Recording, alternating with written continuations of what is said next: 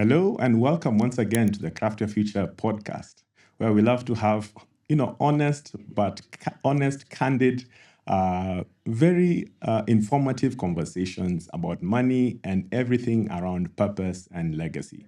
As usual, I'm your host, Christopher Nyalwal, and I'm excited about today's episode. Now, today we're going to be discussing executing your financial vision without guilt. No apologies needed. Now that sounds interesting by that, but just by that title that we have. Now, let's be honest. We do feel guilty about chasing our financial ambitions. Why? Because we have people in the society that look up to us. We have our friends, we have our families, we have the people who expect us to do certain things. But if you're aligned to your vision, we usually start feeling some sort of shame.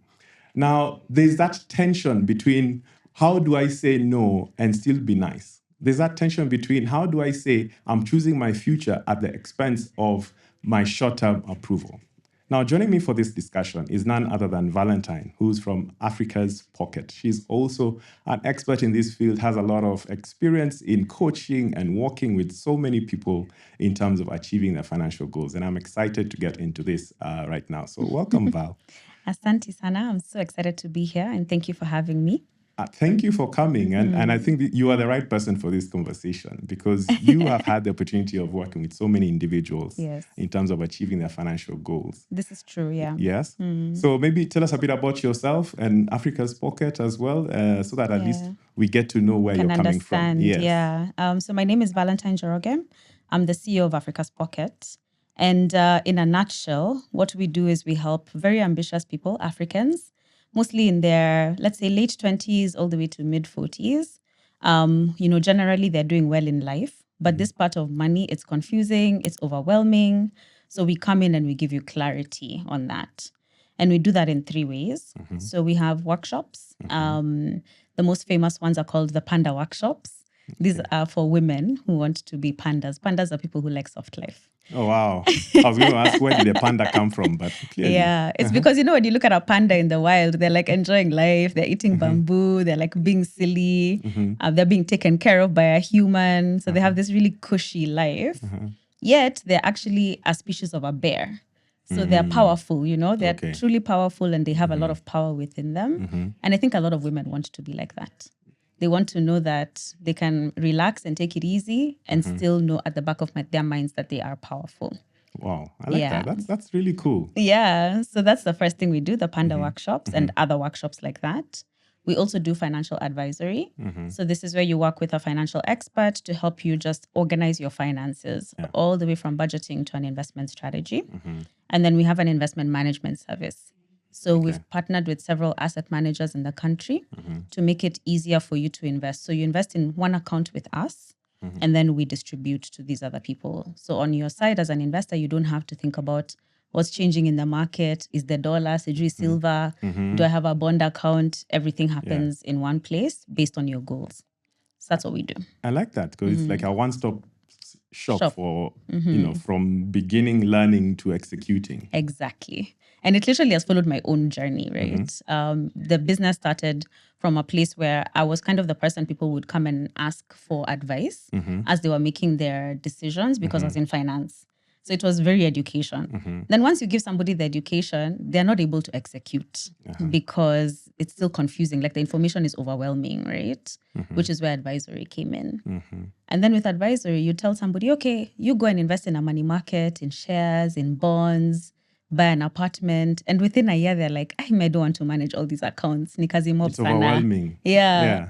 And so that's where the management service came from. So very incremental.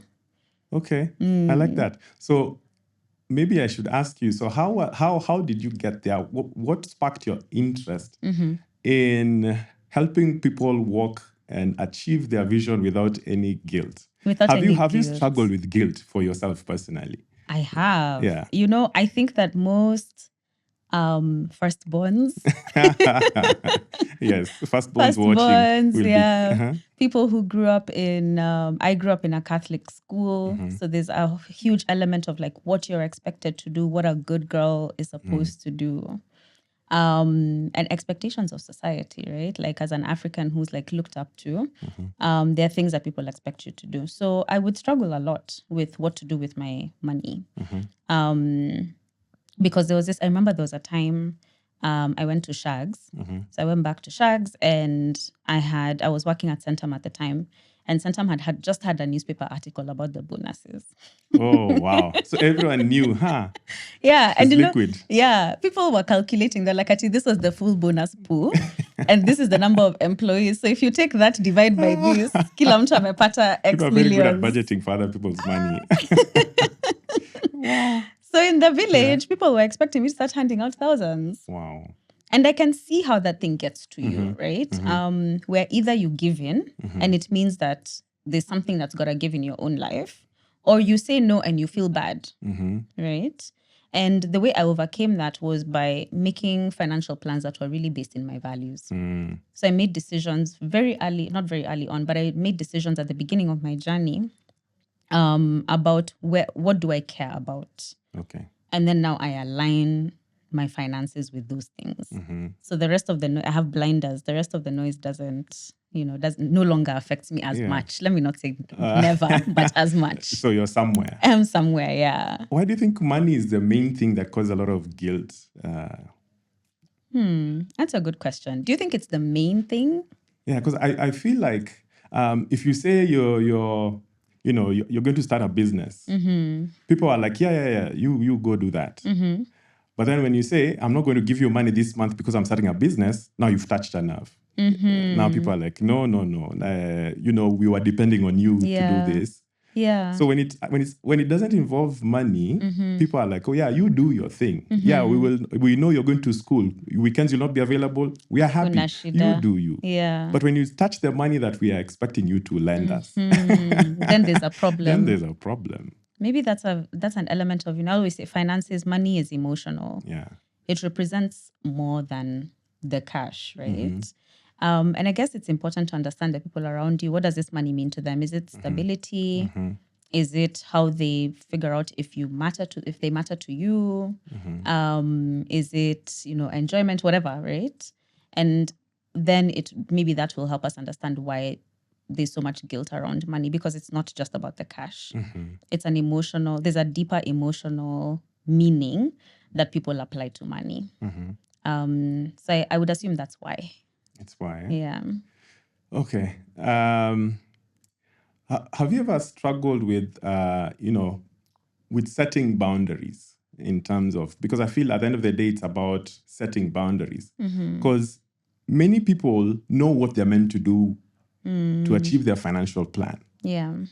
The guilt comes when they actually implement it. It's true. So how do you... the boundaries... I'll speak from the perspective of some of the clients I've worked with and what I've seen as patterns. I think that people struggle to set boundaries because of a couple of reasons. The first is not having goals that matter to you. So I think a lot of people they set goals, but it's what they think they're supposed to do. So, you're told you should have a house. So you say, okay, fine. Now that's my financial goal. I want to have a house. But when you really dig deeper and ask, why do you want to have this house? The real reason is because that's what I'm supposed to do at 40. And that's not a good reason, right? It's not a strong enough reason. It's not a strong enough reason. So if that's where you're going, if that's sort of the goal you're working towards, and then along the way someone comes and asks you for some money, and giving them that money will feed your ego or something else, it's very likely that you'll detour. Yeah. And so the boundary is crossed. And you find yourself in a cycle where now, because you're constantly detouring, you now start having resentment to these people. So I would say that's the first thing, having goals that are not meaningful to you. Okay. Then number 2, I think I would say it's kind of that story I was talking about, feeding your ego over your values. So there are people who I think, honestly, they like being depended on. And it comes from childhood things, The firstborn. You want to feel, the firstborn, so you feel like you have the burden for everyone. Yeah. Or even for the flip side, it makes you feel important. That people need you. And so you complain outside, But actually, there's something this thing is feeding. What do they call it? Is it savior syndrome? I don't know what is this kind exactly, of. exactly. Yeah. That one I see a lot.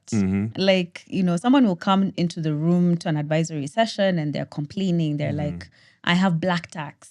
These guys are so dependent on me. And you even give them the script to go and say to the siblings. Like in Even the script. deep down. I love this.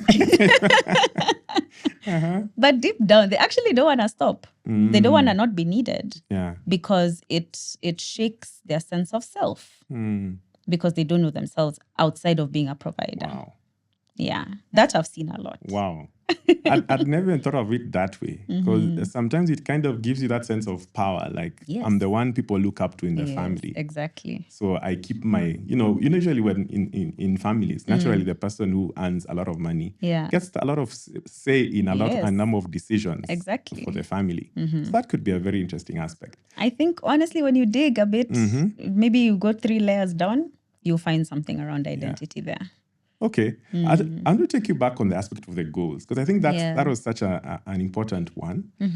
Because if you don't have a very clear goal that's it's pulling you, in essence, like it's something that it's something you wake up dreaming about achieving, then chances are you'll always get derailed whenever something comes. I like giving this example of, say, for example, people like to think of, let's say, for example, traveling to America. You've never left the country and you've been given an offer that this December you have the opportunity to travel to America. Just raise money for your ticket. Yeah. And you'll find between now and December, my focus will solely be on saving money for this ticket. Right. And so if a friend comes and says, can you give me a loose 50,000 shillings? You're like, it'll be nope. very easy to say no. But if I didn't have this driving thing, then I would always be, oh, sure, I have money to give. Yeah. So I think I just wanted to double down on that. Yes. Yeah, I totally agree. Honestly, having goals changed my life. Before I started using this method of investing that's goal-based, I would invest in whatever came about. I would spend my money on whatever came about. It was neither here nor it didn't matter, right? Because you don't have a destination. It doesn't matter where you go. Whatever's hot in the market. Exactly. So if there's an IPO like right now, yeah, you're are like, you guys investing there? I'm in. Exactly. Next, what are we doing next? Next, what's the next thing? Silver is going up. Maybe I should buy silver. Yes. Yeah. But and I guess not all goals are created equal, like you're saying. Yeah. So the first goal that really got me organized was I decided to do my master's. Okay. And my mentor at the time really drilled it into me that I couldn't do just any master's. Just like, if you're going to do a master's degree, it has to be Ivy level, it has to be world class, it has to be a top 10 program. So I went searching. She went to Harvard. So I said, that's the one I want to go to also. I like such mentors. So I went and Googled, how much does it cost to go to Harvard? And I got a shocking number. It was shocking. It was like 20 million shillings. Wow. So I was like, first of all, I gave up instantly. I was like, there's no way I'm going to be able to raise 20 million shillings. I went back and told her this is not possible for me. And then she broke it down for me and she was like, no, actually you can, because you don't have to pay the full amount. You're a Black African woman. So you can get a scholarship, right? So we said, fine, let's aim for X% scholarship. So the number came down, and the number became 7 million. And I was like, okay, 7, it's a lot, but I think I can manage. So that thing gave me so much focus. I was not even earning anywhere close to 7 million a year. I gave myself 2 years to do that, but it completely changed my approach to income generation. So I became very aggressive at work. I was looking for, I sat with my boss. I was like, how do I get a promotion? How do I get a raise? Yeah. How do I influence my bonus? I became very aggressive with my side hustles. And then I stopped putting money anywhere that I could lose it. Okay. So just having that one singular goal that was clear, that was achievable, that I could see a path to. So it wasn't the 20 million. 7 was a bit more in my stead. And that had a time limit. Changed everything about the way I was operating. Not just my budget, but my mindset. Your mindset. Yeah. And it had to be meaningful, right? If it was just a random goal someday in the future, it wouldn't have made me change like that. Yeah. I like that because, sometimes we tend to shy away from very big goals. For example, if you tell somebody, what do you want to achieve in life? And you'll find many people are very modest. I Yeah. just want to pay my bills each month. Yeah. That's it. I just want to pay my bills. And you're like, how about leaving a legacy, leaving a pot, for your children of 40, 50 million? Yeah. And people are just like, I don't even know how I would What get that there. means, What that yeah. means. Yeah. So I love the fact that you started with a goal that seemed out of this world, but you are able to think outside the box, like together with your mentor, like how Yeah. else can we go about achieving this? And you find if you actually put your mind to it, there are always ways and strategies of achieving your goal. So looking for Absolutely. promotions, you said that, looking for promotions, being intentional about investments, getting the right, not losing money, chasing quick wins. All the other things, yeah. Yeah, I like that. Yeah. And I like that you said strategy. Yeah. Because for us, that's why we created the advisory product at Africa's Pocket. Yeah. Because it's one thing to learn about money and have the general information. It's another thing to look at your own finances and think about what can you do differently to achieve your goals. And you talked about legacy and being able to leave something behind. I think people completely underestimate how much money they need to retire. For most people who are sort of in the kind of people that I talk to on a day-to-day basis, mid-20s, working in corporate, pandas with a soft life, you need like hundreds of millions. Yeah. You're not going to do that. You have to be strategic to achieve that. And I think that sometimes people look at money and feel like it's this thing that's going to just happen. But you have to put in place, you have to be strategic, actually. That's the only the only way to achieve some of those big goals. So I like that you brought that in. Yeah. And I think I want to say that strategy has to be personal. So, for me, when it was that time to go and do my MBA, I had the opportunity to get promotions. That's not always available. So maybe you'd need to switch gears and start start consulting or something else, or even change jobs, right? But yeah, the strategy is important. Most of the time people put money as a goal. And that's the problem. Money is a tool. It's not the end in itself. Yeah. So you find somebody saying, my goal is to get to 40 million. And when I achieve it, life will be good. Yeah. But you don't wake up, your alarm doesn't ring and say, today I'm going to make 40 million. That's what's waking you up. Yeah. No, it's always that sense of, okay, if I get through this day, at least I'll get money to, buy my dream home. Or I'll get money to finally take care of my parents. Or I'll get money, to do something of meaning to you. So I think the thing here is, can you attach, your goal is not the money, but what is it exactly that the money will allow you to do? Yeah. And that's where I was going to values, right? Yeah. If you don't know what's important to you, then you can't make meaningful goals. Yeah. And if you can't make meaningful goals, you will always be confused by guilt. Oh, yes. You will always be confused by, what should I do? Should I give the money to this person or should I put it in my goal? And then you don't make progress. Wow. Let me touch on something. So faith, aspect comes with, be generous, be a good person. If you have money, don't hesitate to give people. Yeah. So does faith call us to be stuck in financial struggle, or does it call upon us to have to be good stewards? And what does being a good steward actually mean? Yeah. I mean, we know God wants us to steward, to be good financial stewards, right? We've been told in the Bible many times. We've been given instructions on how to do it. We've been told to multiply. We've been told to leave more than we found. Like, the instructions are there. Yeah. So that I don't even think that's up for debate. Yeah. So what does it mean to be a financial steward? I think that sometimes if you put on a faith lens, because of the call to be humble, it may sometimes sound like playing small. But I do not think so. Yeah. I actually think that if you have a gift and you have the ability to generate wealth in a large way, you should go for it. There's nothing wrong with having a lot of money. The question is, what do you do with it? And I think as when we're doing our advisory, one of the categories that we have to think about is giving. And we actually have it in 3 ways. We have tithe, giving, and gifting. Okay. So tithe is obvious. Giving, the way we define it is giving is when you give people money that they need to survive on. Okay. And we separate that category from tithing, offertory, and gifting because you want to actually manage giving. Okay. Why do you need to manage it? Because you don't want people to become dependent on you. So whenever you become an enabler. you become an enabler Yeah. of somebody else not harvesting their gifts. So whenever I find a client has a very big giving budget or a very unstable giving budget, one of the things that we spend a lot of time thinking about is how you yourself, you know how to make money. How are you going to help this person who is dependent on you to also harness their own talent and skill? And I think from a faith perspective, that is like discipleship, right? It's like if you don't teach the person, actually you're doing them a disservice. That's my So perspective. teach them to fish.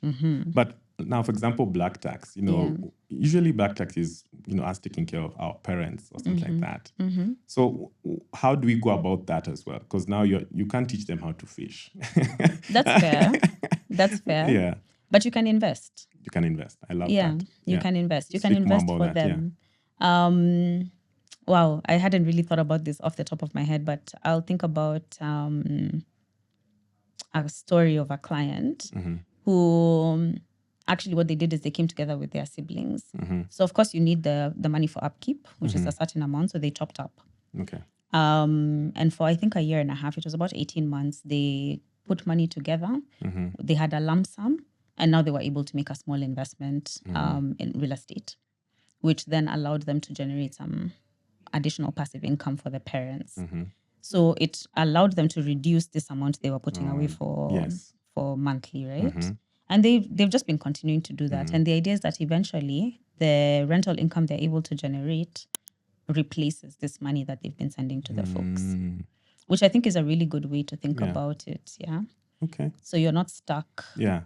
forever. I like that because you're not becoming selfish because it's always a delicate balance between wanting more for yourself, wanting more to for yourself, for your purpose, for your own self-actualization, and balancing it with this person is being greedy and this. So I like it that you're giving solutions. One, you've mentioned that actually plan for this giving. Yeah. Have it in your budget. Yeah. All right. Number two, thinking about outside the box. Can you also invest to get money that will now, help with this giving and supporting the people that you are looking after? Yeah. I think medical is always a very key thing. Medical cover that, many people struggle with. Yeah. Maybe, as children, instead of always paying the bill, how about getting a medical cover? Get a cover. Yeah. Although that conversation is a bit nuanced. Yes. Because our covers are not...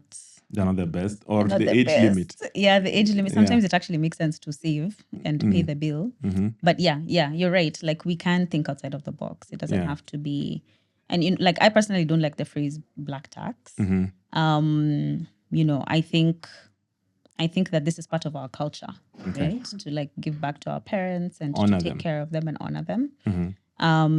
Maybe that reframe is also helpful. Look at it differently. Yeah, it's not something that is taxing. Yeah, it's not a punishment. It's not a punishment. Yeah, because we had a discussion offline with one of your colleagues, and we were just discussing that even your parents had to sacrifice, for you to achieve school, for you to achieve this level of success you're achieving. Yeah. So you are indeed you owe it to them that you are also going to succeed and you're not pulled back by poor decisions or being dragged back by over generous. Exactly. In that sense. Yeah, because they took care of you. Yeah. So it's I don't know. I really don't like the phrase black tax personally. All right. So okay. So how then do we go about achieving our financial vision? Would you give us a step by step? Some framework? Yes. Give us a framework for that. So I think it has to start in values. Okay. if I think about that goal that I shared about going for my MBA, it was very much rooted in one of my core values, which is excellence. Okay. So even as I was figuring out where I wanted to go, blah, blah, blah, that vision of I want to go to a top tier school was very much rooted in who I am, which is what made it meaningful. That's number one. You need to know yourself. Number two, you need to visualize. So I could have just said, I want to go to Harvard, and then I say that for 7 years. But I took a step. I found out how much it costs. I found out what it takes to get in. I didn't go to Harvard, but I went to a pretty good school. Next to Harvard. I went to Oxford. Oh, wow. Still a pretty good school, yeah. But you see, I had to figure out, what does it take to get there? A lot of people come to us in advisory and they say, I want financial freedom. Then you ask them, what does that mean? They say, I don't know, just to be free. To spend. I mean, just having millions in my account. Yeah. And then you ask for a number, some people say 10 billion. Then you ask, why 10 billion? And there's no real... Sounds nice. Yeah, it just sounds nice, right? So you need to truly understand, what does it take for your vision to come true? Then after that, you need to do the math, right? So let's say, I figured out I need that 7 million shillings. I have a timeline of 2 years. What does it mean? So you start by, where have you started from? So how much do you already have? So you do a self kind of analysis. What do I have? Yeah, what do I have? So what's the gap I have left to go? If I need to do that in 2 years, then what does that mean from a monthly basis? How much do I need to put away every month? And how much does it need to grow at for me to achieve this goal? So that's a plan. That's very real, because you have a number. It's like you need to do 100,000 a month, and it needs a return of 11%. That really narrows down what you can and cannot do. Yeah. It takes away all this confusion The of ambiguity. Should I give money to my friend who's starting a business? Yes. You'll actually be like, no. Yeah. It's not. That has to wait for now. Exactly. Then from there, you need to actually execute. A lot of people still have this information and they don't do anything about it. They don't transfer the money. They don't stick to the budget. You have to overthinking. You're overthinking now. Paralysis. Yeah, exactly. You're changing course all the time. Yes. You're like, maybe this month I should do 120. Then maybe I should do 80. No, just stick to the plan and actually execute your plan. And then you have to review because things change. So you need a cadence where every so often you check your progress. You make sure that the assumptions still make sense. That 11% is still 11%. That 100K is still possible, because things change. Yeah, and then you adjust based on that review.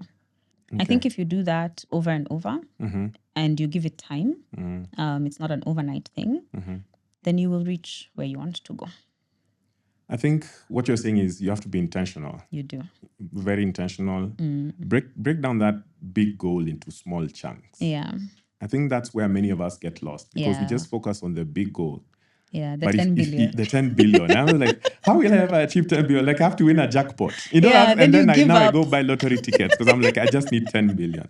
But if you break it down to smaller chunks per month, it just your mindset just shifts completely. It's like, this is all I need to do this month. And it makes you also like, okay, now I need to do something else to add on to what I need to achieve. And it also helps you figure out what you cannot do. Or which you increase the time. Yeah. Don't put too much pressure on yourself if it's not just not possible. Then instead of 2 years, make it 4 years, and then it'll be able to be achieved. Exactly. A friend of mine says, being a millionaire at 50 and being a millionaire at 30, it's still the same. Is it? No, think about it. Like don't say I don't want to be a millionaire at 50. Because some people are just like, that's too long for me to wait. Then you give up. That's too long for me to wait. But hey, if you take care of yourself at 50, being a millionaire still allows you to do a number of things. That perspective I understand. Yeah. So sometimes we are just like, me, I want my success now. Yeah. If I don't get it now, then forget it. Wachana nayo. But you'll still be at 50 with no millions. Yeah, and still you'll be at 50 now with no millions. Because now all you are chasing, the jackpots you are chasing, and taking very high risk kind of moves when you are young now didn't pay off, and now you've lost money. It's true. And still time has. It's true. Yeah. And the thing is, time passes whether you do something or not. And that's a harsh reality. Ouch. Now, we have a finite kind of, productivity period. Your ages of productivity are limited. Yeah. And we always tend to tell people that, you could retire in two ways. One, it could be per your choice. Number two, it could be circumstances. Yeah. And I just want to talk a bit about, nowadays there's nothing like permanent and pensionable jobs. Yeah. All jobs are up in the air nowadays. One day you have a contract, the next you don't. You don't, yeah. So how important it is it to maximize the period that you have income in terms of achieving your vision? Oh, I think it's like essential. Yeah.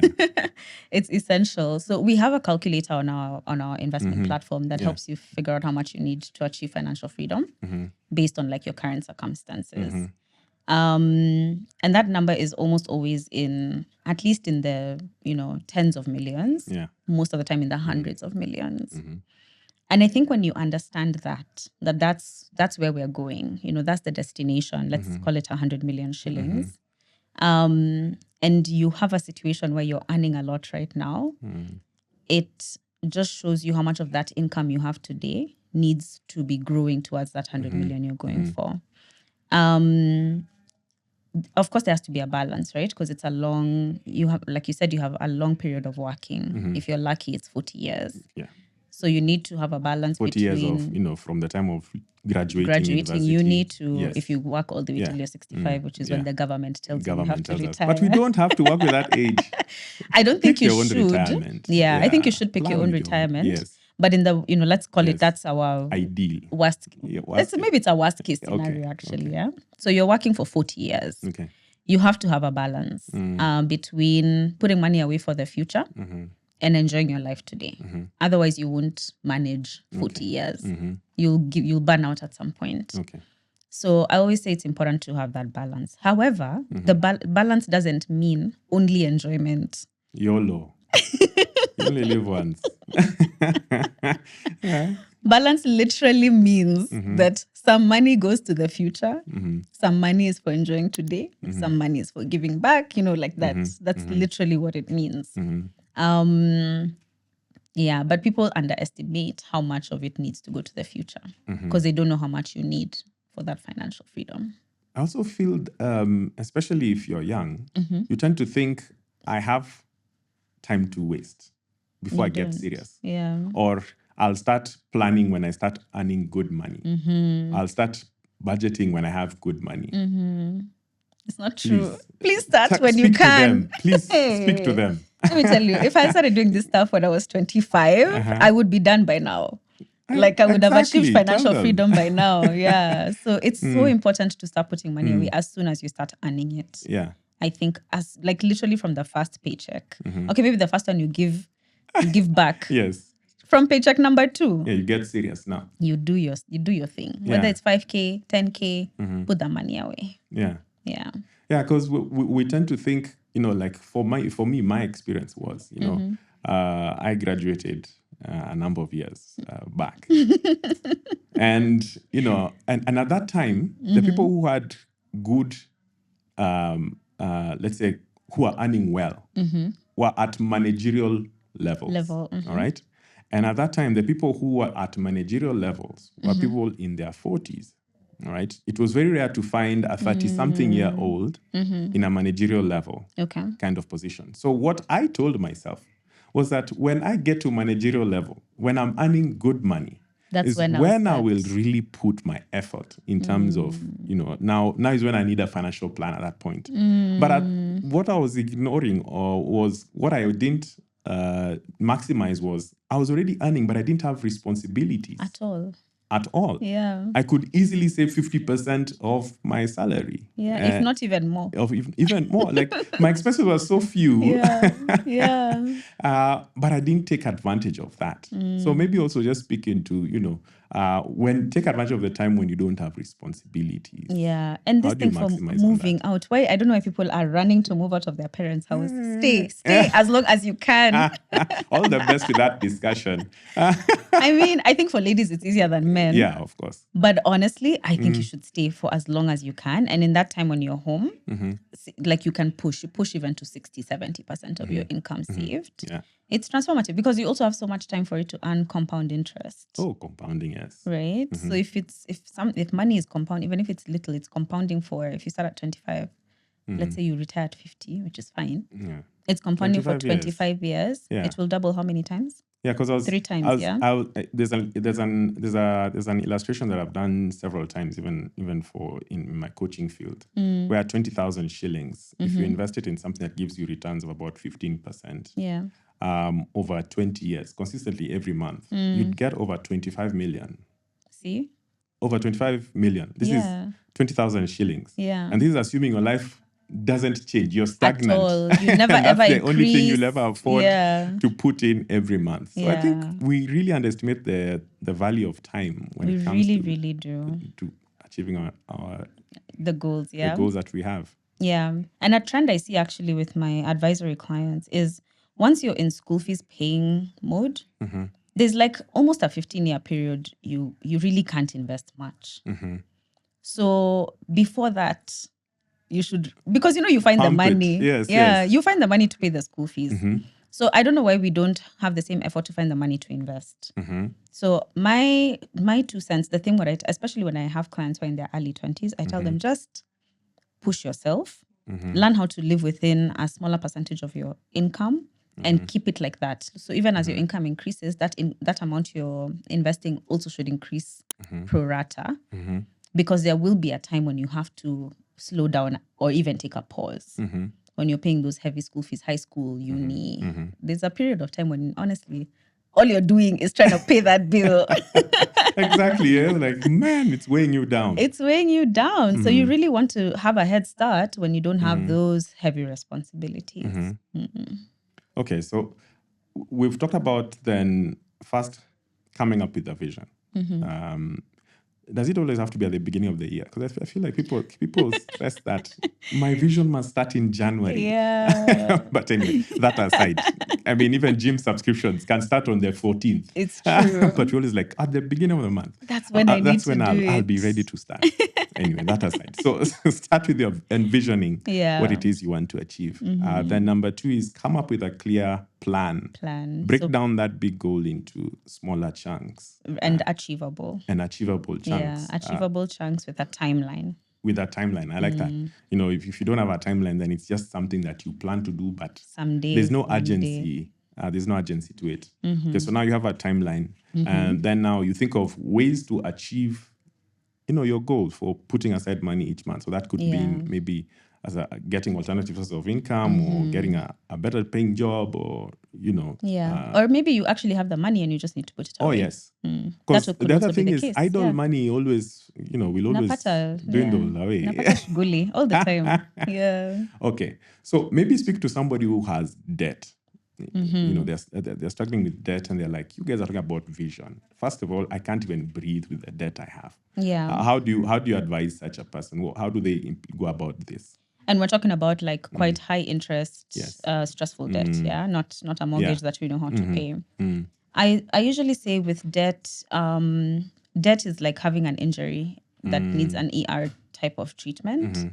So it is the thing you focus on first until the bleeding stops. Okay. The bleeding stopping means that you now know how you're going to pay off that debt. And there's strategies to do that that I think we can find on YouTube. So I won't go into the details of how to do them. But debt is psychologically so stressful. It's like literally having a bleeding wound. So if that's the situation, I always say close the wound first, which means organize that debt. First, face it, because a lot of people who are in debt do not even know how much it is. They don't know how much they need to pay every month. It's easier not to know. Avoid it. Avoidance. Most people don't know how much they are paying in interest Yeah. for their debt. So that's the information you need to find.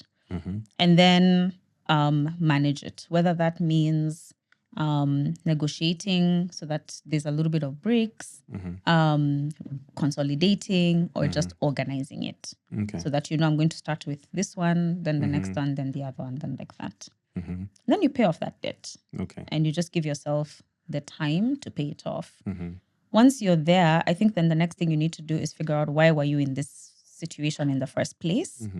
Is it an income issue? Is it an expenses issue? Is it a boundaries issue? So get to the root of the problem. Get to the root of the problem and solve that problem. So if it's an income issue, Was figure it a out how to behavior make issue? which is that boundaries, Yeah, emotion, those things. So you figure out what it is, and then you fix that root cause, because you can get out of the debt and get back into it again. But now you've cleared, you're like, now I can get a sweet loan. Exactly. So you need to deal with the root problem. And then I think from there, it usually works out okay. Yeah. Okay. I like that, because, sometimes we can focus on the good part, but we ignore somebody also, something's weighing them down. Yeah. And we also need to talk about that. And then the thing is, you have no business investing when the returns you're getting are less than the interest you're paying. Of course, yeah. Of course. That's On what the I was debt. saying. The first you stop the bleeding before you start doing other someone things. just wants to know that, hey, I'm investing. But then the debt is taking up everything. No. First, close your wound. Stop the the wound. bleeding. Okay. First, stop the bleeding. Yeah. Okay. How okay, as we start to wind down, what would you advise people about insurances? Because the vision has to have some form of wealth protection plan in place. I think insurance requires understanding. Insurance is not a bad thing. It's there for a reason. But most people who have insurance policies are over-insured. So you find, I have so many clients who come to those advisory sessions, and then they have like 6 policies. I'm like, I think why some are of we them doing think this? the policies are investments. It's true. Yeah. So that's why I say they're over-insured. They think it's an investment. It's not. When you calculate the return, which is another thing we should do, is calculate the returns of the things you invest in. You find this thing is giving you 4% per annum. Yeah, that's the sad part, actually. So I understand, because they're sold, what's sold to you and what's happening is different. But this is where I think we need to take responsibility. This is your money. So check, I put in 10,000 per month. That's 120 in a year. What has this policy grown to? And then you make a decision from there. Okay. Anyway, so I think that there are 3 policies that everybody should have. Okay. If you have a car, you need car insurance. Yeah. If you have any, things insurance to protect your things. So car, home, device insurance, depending on which of those things you've got. To protect your health, you need health insurance. And then if you have dependents, so if you're a parent, you're an entrepreneur, you have a big loan that somebody else would have to pay if you passed away, you need life insurance. All right. I think that's pretty much it. Thank you so much. Because you have saved so many people the headache. Because this policy thing is so frequent. And I must give it to the insurance companies. They're very aggressive. They're doing a good These job. guys walk into offices boldly and get half the staff signed up on all the policies. So it's what we are saying is, it's not about that the policies are bad. It's about you doing the math. Do the math. And what is fitting in your vision. Yeah. That's what you take. Yeah. Don't be derailed. Focus on the vision. Totally. And I would actually just say and call out the education and endowment policies with the bonuses. They are complicated. So I would say, before you sign up for something like that, just talk to an expert. Okay. Who is neutral, not somebody from the firm that's selling it to you. Yeah. Talk to somebody and get their advice. Okay. It might save you. Like, there's a client I just spoke to her maybe 2 weeks ago, and we did the math of the policy and how much it's costing her in opportunity cost. Yeah. So because she's putting this money into this policy instead of an investment that would give her a higher return, she's losing 1.8 million over the next 3 years. And she had no idea that that's what was happening because of the way it was sold to her. So just check. Just check. Final parting shot to the people who have a vision and they've been feeling guilty about achieving that vision, and they feel like they have to sacrifice their long-term goal of financial freedom for short-term approval, what would you tell them right now? No, I think that my general philosophy in life is that there must, all these balls have to fit, right?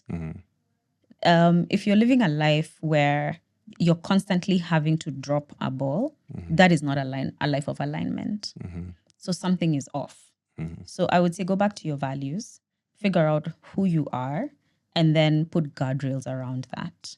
It's not to say that you're going to say no forever, but for example, have that giving budget, have a budget so that it doesn't go overboard and it doesn't eat into the other things. And just know your numbers. It just makes a big difference and gives you focus. Awesome. Yeah.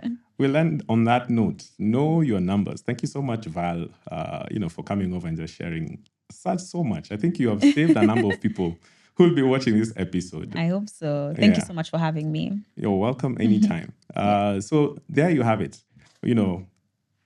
Executing your vision is something that you owe it to yourself.